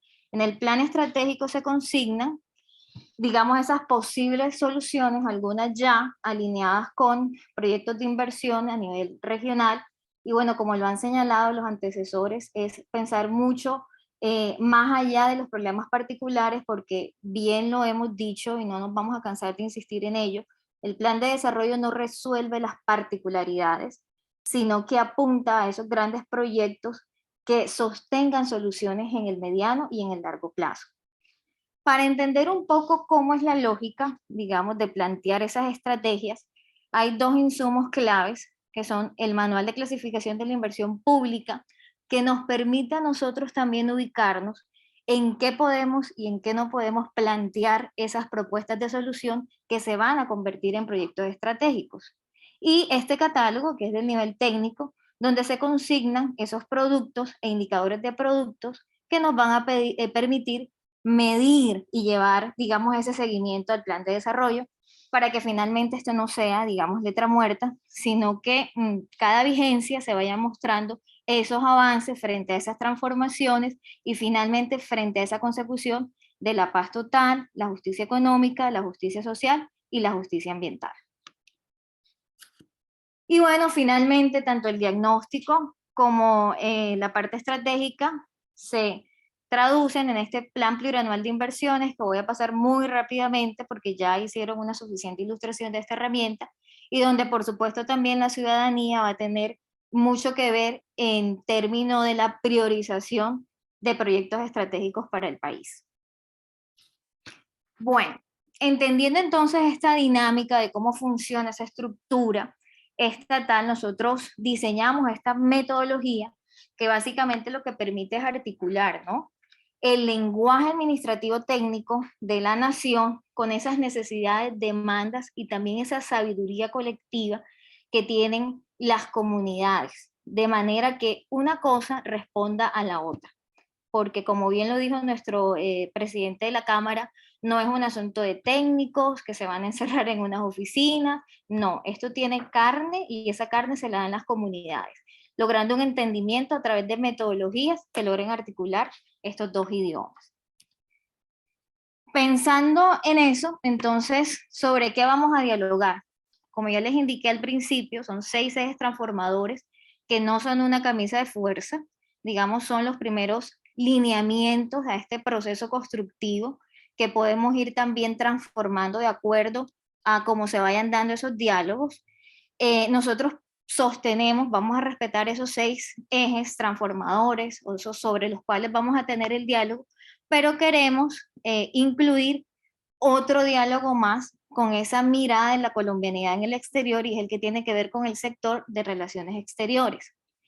¿Qué vamos a hacer en esos diálogos? Vamos a identificar desafíos y retos comunes, definir alternativas de cambio hacia el futuro y finalmente vamos a priorizar soluciones e inversiones, sin perder de vista, digamos, la capacidad que tiene el Estado para resolver, y aquí lo que podemos hacer es con ese recurso, que puede ser escaso o no, mirar cómo efectivamente y estratégicamente empezamos a dar soluciones a problemáticas conjuntas. La invitación que estamos haciendo desde la curul a tener, digamos, esos diálogos, incluyen dos momentos con unas reflexiones bien particulares. La primera de ellas es una mirada interna.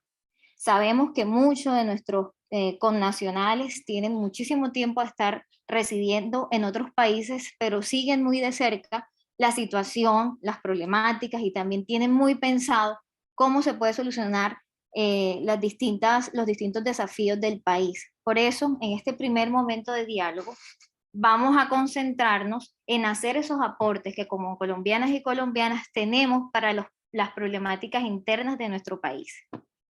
En este espacio sostenemos las 6 transformaciones que pues ya la compañera del DNP nos socializó de qué trata cada una. Nosotros de manera interna hicimos ese ejercicio de alinear cada uno de estos ejes de transformación, relacionarlos con sectores y programas de inversión para tener un diálogo realmente vinculante. Y es vinculante porque al nosotros tener el marco de acción del Estado y las posibilidades de las comunidades, seguramente vamos a ser visibles en el plan de desarrollo. Entonces, este primer momento de diálogos los convoca y las convoca a hablar de las problemáticas del país y cómo podemos pensar soluciones desde afuera.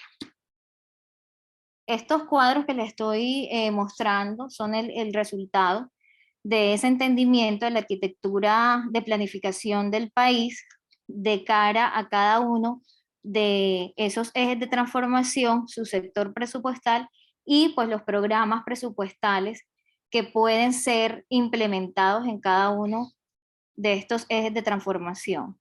Voy a pasar muy rápidamente porque seguramente en esos espacios de diálogo tendremos el tiempo para reflexionar sobre cada elemento de este primer momento. Como ven, pues están los 6, el más extenso tanto en sectores como en programas, pues la convergencia social, porque precisamente y regional es donde se resuelven esas, o se superan más bien esas brechas que tienen que ver con toda esa oferta institucional en cuanto a salud, en cuanto a educación. Y bueno, finalmente un segundo momento de nuestro diálogo va muy relacionado con esa mirada externa, es decir, esos desafíos, esos retos y esas posibles alternativas de solución, pero ya de lo que padece la colombianidad en el exterior, que nos invita entonces a dialogar específicamente sobre el sector relaciones exteriores, planteando 6 temáticas de discusión. La primera de ellas, el fortalecimiento y diversificación de las relaciones bilaterales, cómo hacemos esos puentes en esos países de acogida para mejorar, digamos, esos acuerdos que existen, incluso para el tema educativo, para el tema del recibimiento de esta comunidad y cómo fortalecemos esos vínculos que tienen que ver con esa política integral migratoria. Seguimos con el posicionamiento en instancias globales, multilaterales, regionales y subregionales, política migratoria y servicio al ciudadano, que seguramente será uno de los diálogos más extensos, la soberanía territorial y desarrollo fronterizo, la cooperación internacional del sector relaciones exteriores y finalmente el fortalecimiento de la gestión y dirección del sector relaciones exteriores. Esto que estamos proponiendo no quiere decir tampoco que sea lo definitivo, podemos en el camino también aceptar todas las sugerencias de temáticas, pero básicamente estos 6 ejes, en este caso de diálogo, recogen todas las razones que tiene nuestra comunidad en el exterior. ¿Hasta ahí cómo vamos? Súper, Margarita, si quieres ir concluyendo. Sí, ya. De hecho, yo creo que este es... Bueno, entonces, básicamente en términos generales, esta es nuestra metodología. Quiero recordar simplemente los elementos clave. Son 2 momentos de diálogo que estamos proponiendo. 1, la mirada interior. 2, la mirada exterior. Y pues ya con la compañera Laura vamos a precisar a qué regiones vamos a convocar, qué países vamos a convocar, ese cronograma de estos diálogos que van a ser virtuales y la minucia de estos espacios de conversación. Yo dejaría hasta aquí entonces. Muchísimas gracias. Muchas gracias, Margarita. Sí, efectivamente vamos a dar la palabra en este momento a la embajadora Fulvia. Yo seguiría después complementando la presentación de Margarita sobre los sectores que vamos a convocar el día de hoy. Embajadora Fulvia, de pronto Margarita, cierras la pantalla para que podamos proseguir. ¿Dejas de compartir? Estoy tratando de... Allá. Muchas gracias, embajadora. También para que pueda prender la cámara y el micrófono.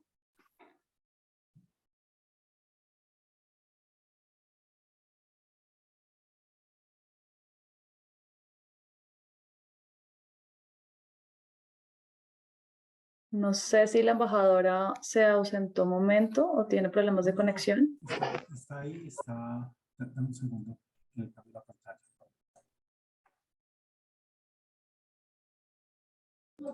¿Aló? Sí, embajadora, quisiera dar nuestra bienvenida y le damos la palabra para que pueda dar su saludo y pueda compartirnos desde la Dirección de Asuntos Migratorios y Consulares y el Servicio al Ciudadano de la Cancillería. Muchas gracias. A ver, y pongo aquí la cámara. Gracias. Muy brevemente quisiera agradecerle a la representante a la Cámara por la circunscripción internacional, igual que al presidente de la Cámara de Representantes por su participación en este espacio, y particularmente a Carmen y a su equipo de la Unidad de Trabajo Legislativo por brindarnos esta oportunidad de hacer parte de esta convocatoria en donde se nos ha solicitado un acompañamiento para la elaboración del Plan Nacional de Desarrollo en el aporte de la comunidad colombiana en el exterior. En efecto, el día de ayer, jueves, tuvimos una reunión con los representantes de la unidad, con Laura, y también estuvo conectada Yolanda Villavicencio y nos acompañó otro compañero de la unidad para un poco contextualizarnos sobre el alcance que se quiere dar a esta participación de la comunidad colombiana en el exterior, en estos diálogos que se han previsto para la elaboración del Plan Nacional de Desarrollo con unas líneas claras trazadas por el gobierno nacional para referirse a asuntos muy, en términos generales, y que reflejen los intereses que tiene la comunidad colombiana en el exterior para abordar distintas situaciones o propósitos del servicio consular que queramos establecer en el marco del Plan Nacional de Desarrollo. Sin duda, la participación de nuestros consulados en la medida en que existan estos espacios y esta posibilidad de vincularse con las comunidades que cuentan también con el apoyo de unos multiplicadores de Colombia Nos Une, generarán unos diálogos que permitirán enriquecer este componente de la colombianidad en el exterior. Porque como todos ustedes saben, tenemos actualmente 106 oficinas consulares en donde pues se atiende a la población migrante estimada en el exterior que ronda los 5,5 millones de colombianos con distintas necesidades de servicios de asistencia consular, de realización de trámites, la atención también a nuestros connacionales que están detenidos, con unos consulados que, como varios de ustedes seguramente conocerán, son sedes relativamente pequeñas en donde no hay mucho personal. Realmente nuestros consulados hacen un esfuerzo enorme para brindar la mayor cantidad de atención posible, teniendo en cuenta la infinidad de tareas que tienen encomendadas, no solamente en las labores de trámites consulares, sino también en todos los temas de asistencia consular, para lo cual cuentan algunos de ellos con asesores, asistentes sociales, algunos con asesores jurídicos también.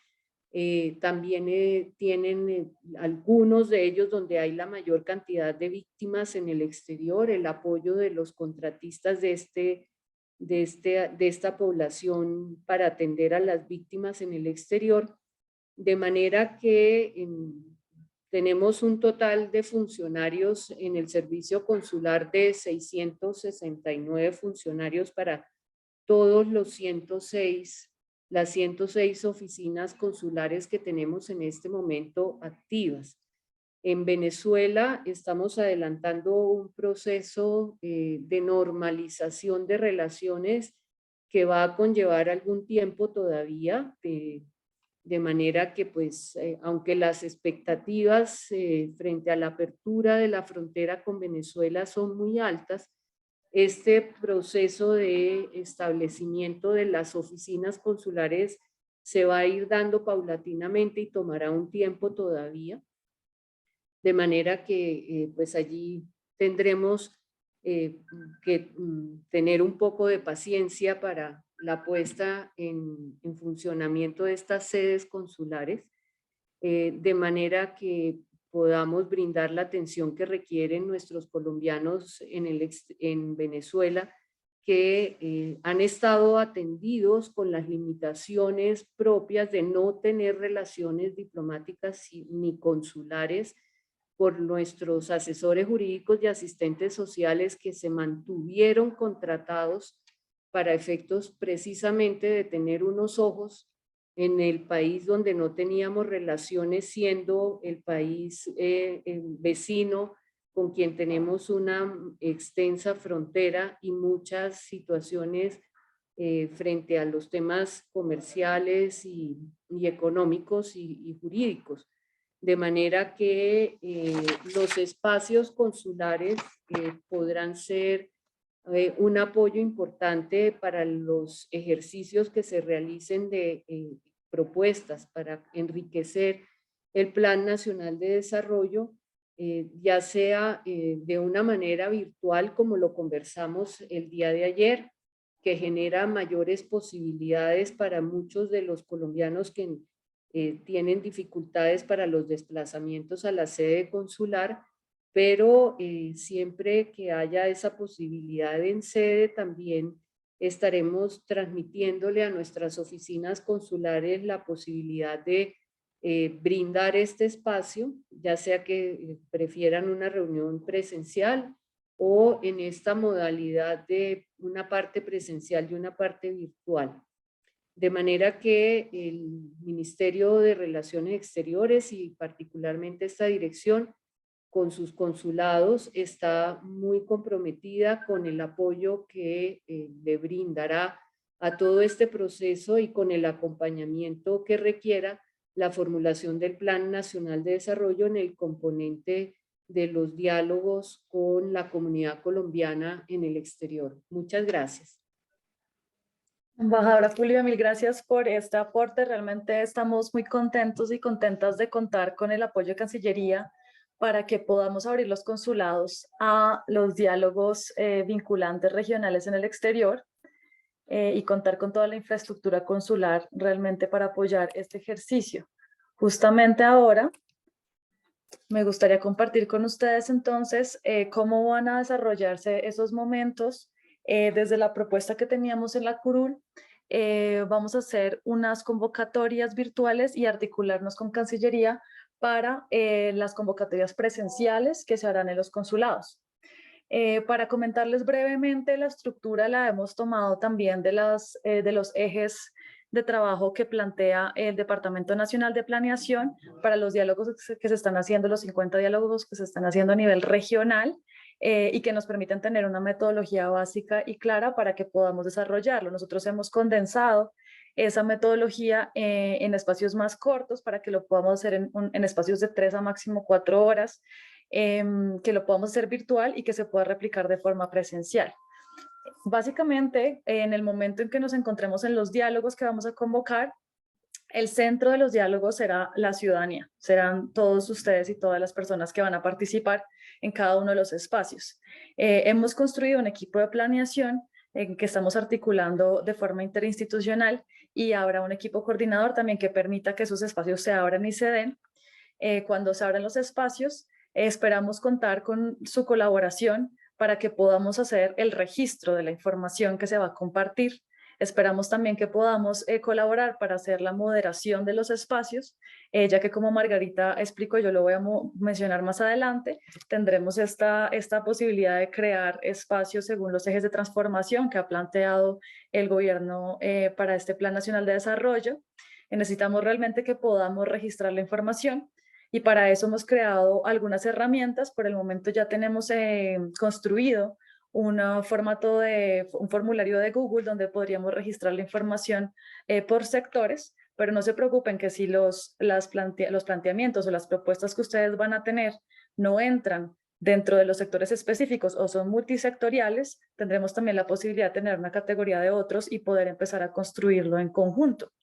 Esto con el fin de poder sistematizar la información, ya que como se imaginan, la idea es que seamos muchísimas personas en participar y que toda esa información pues la podamos recoger. Entonces, queremos generar unas herramientas de participación ciudadana para que podamos recoger la información que ustedes van a poder dar y realmente darle participación a la mayoría entre ustedes.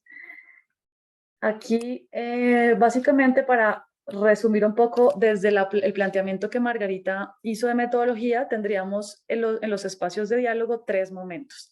El primer momento, vamos a hacer una corta bienvenida y explicación de la metodología, brevemente. Digamos, hoy hicimos una gran explicación para que ustedes pudiesen tener realmente las herramientas del Plan Nacional de Desarrollo y supiesen como el total del proceso que se hace para construirlo. Vamos a hacer una corta explicación de la metodología para el día. En el segundo momento se formarán las mesas de trabajo. Las mesas de trabajo se pueden formar basadas en los 6 ejes de transformación que ha mencionado el gobierno central y de esa forma queremos que en esos espacios ya más reducidos ustedes puedan socializar sus propuestas. Los ejes de transformación los vamos a recoger y a alimentar con lo que ustedes traigan. Les voy a explicar un poco más adelante qué es lo que quisiéramos que puedan ustedes traer a los diálogos ya preparado de antemano. Y de ahí queremos que también se sistematice la información, es decir, que podamos recolectar la información, meterla en las herramientas de participación ciudadana para que de una vez quede registrado lo que ustedes quieren participar.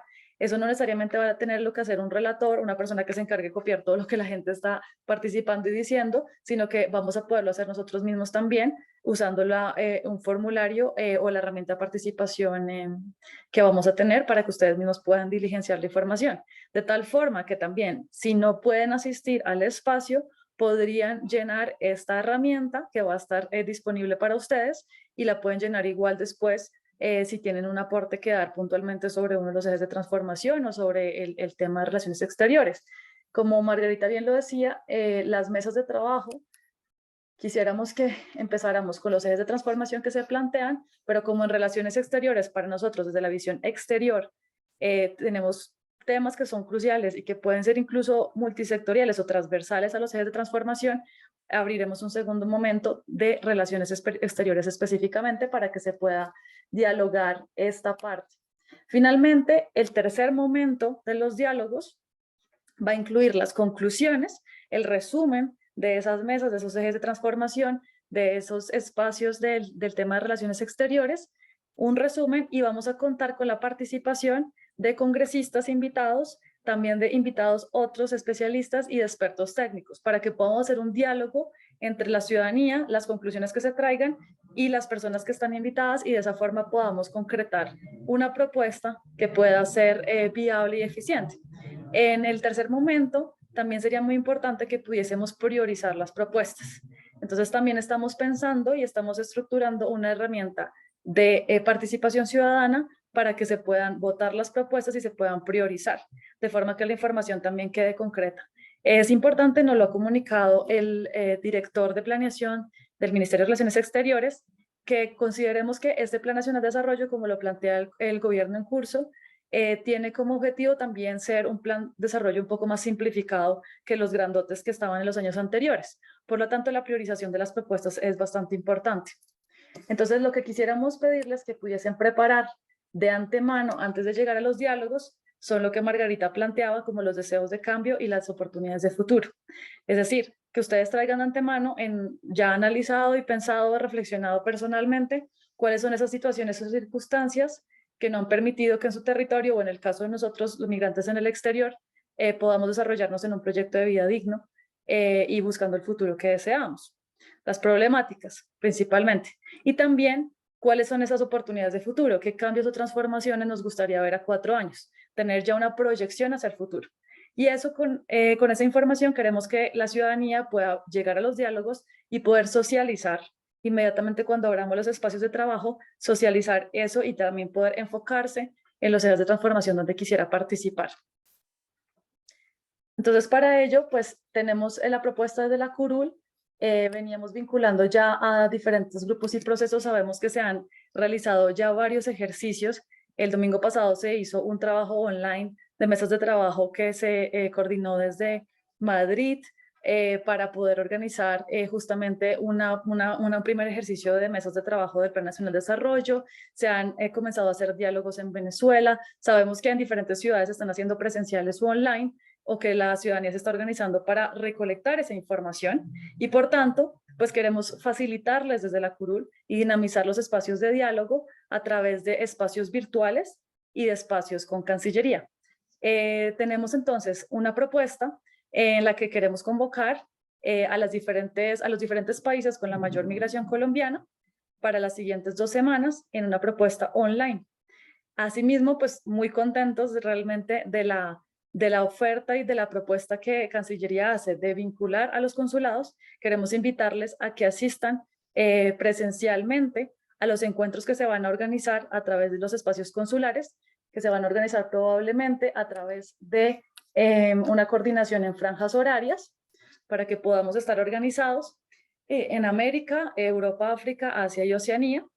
Y que esto nos lleva a confluir en un tercer momento a los diálogos con el Ministerio de Relaciones Exteriores que tendremos el 17 de noviembre y que hará parte de los diálogos regionales vinculantes. Realmente en la dinamización de los espacios presenciales contaremos con el apoyo de Colombia Nos Une, y al mismo tiempo, si las personas no se pueden desplazar físicamente a los espacios consulares, planteamos un espacio regional también virtual para todas aquellas personas que no podrán asistir presencialmente a los espacios consulares. Así que realmente queremos que todas las personas que estén interesadas en participar tengan la oportunidad de contribuir a los espacios, y la metodología vamos a adaptarla online y presencial de forma que pueda ser complementaria y que no tengan que tener que ir al espacio presencial o al virtual, sino que realmente si participan en uno o en otro sea tomado en cuenta su participación. Me gustaría darle la palabra a la representante Carmen Ramírez para la convocatoria y cerraríamos el espacio para ver si ustedes tienen preguntas. En el chat de Facebook nos pueden dejar sus aportes y sus preguntas y las resolveremos ahora mismo. Carmen.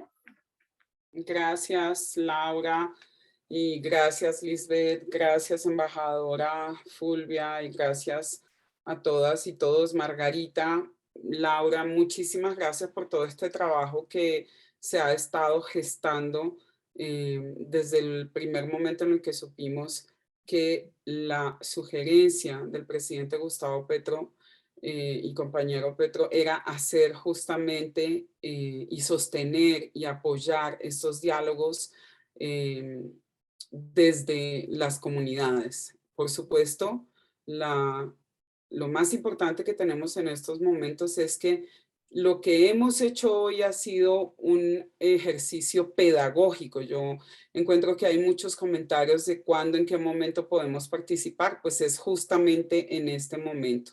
Los diálogos regionales vinculantes van a tener en cuenta todos los aportes de la colombianidad en el exterior y, por supuesto, ustedes podrán ver cómo distribuiremos a través de redes sociales, a través de todas las apps de mensajería, el cronograma de los diálogos virtuales que se ha programado para hacer el ejercicio de recoger insumos desde diferentes lugares del mundo.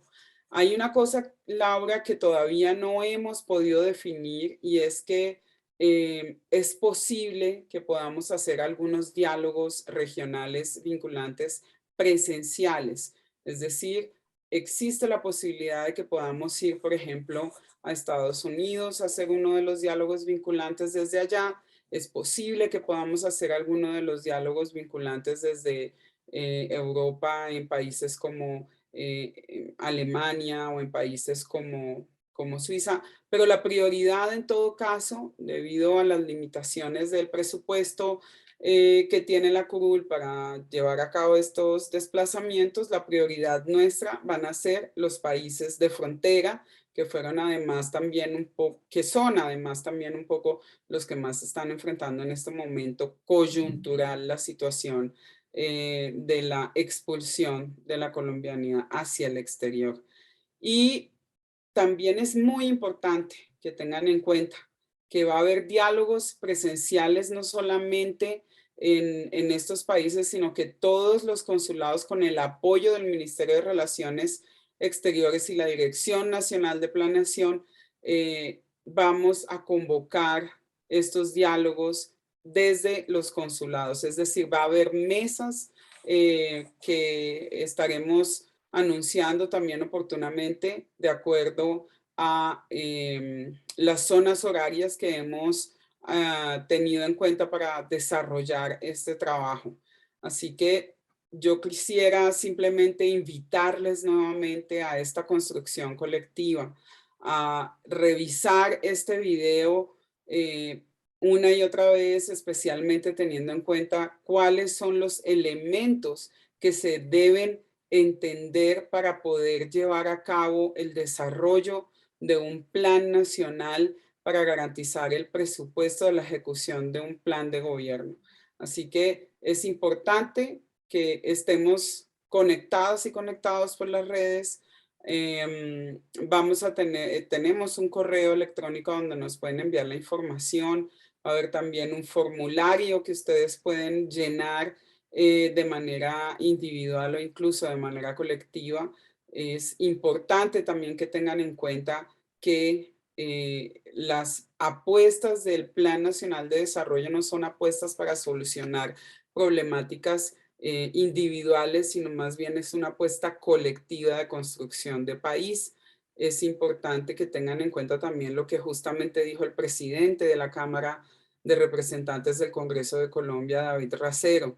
No se habla en estos momentos para la construcción del diálogo, de los diálogos regionales vinculantes, no se habla de particularidades como un proyecto individual para solucionar una situación que no es coyuntural, más bien se piensa en todo el conjunto y a partir de ahí también se desarrollarán otras cuestiones que van a llegar, por supuesto, a todo lo que se considere a partir de este ejercicio.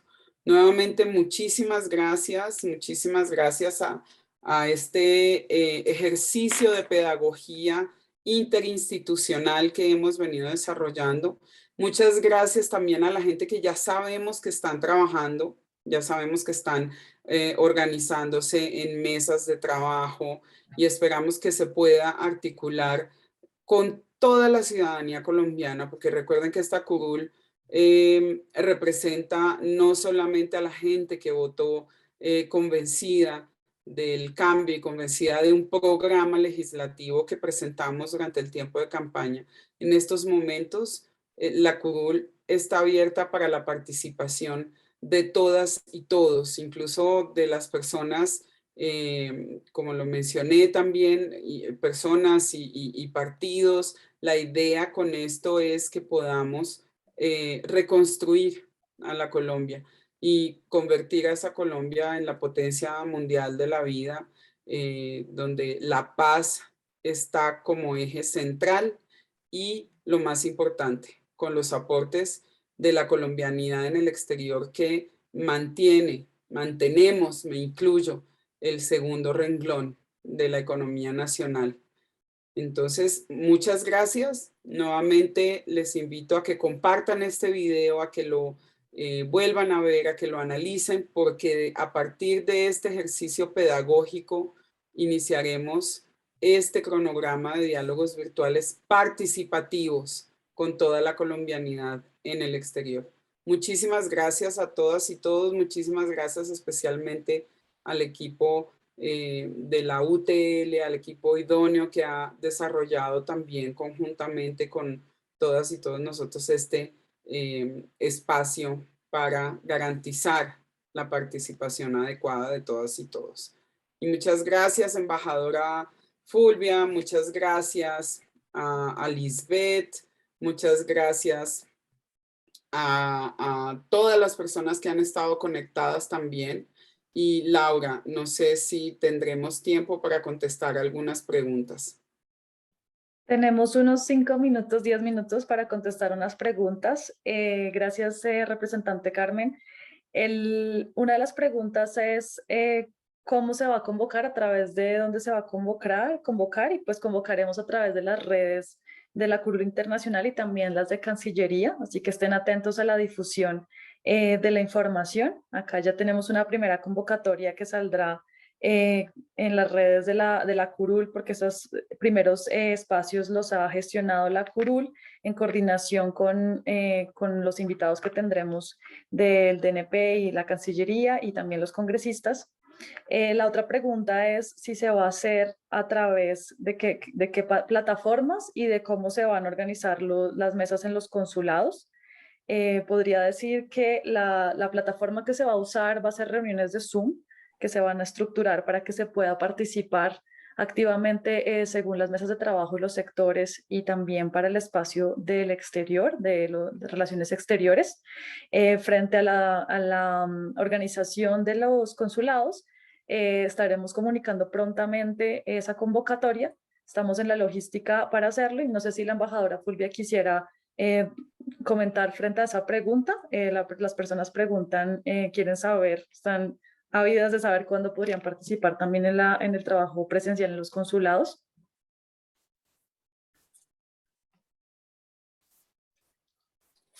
¿Está?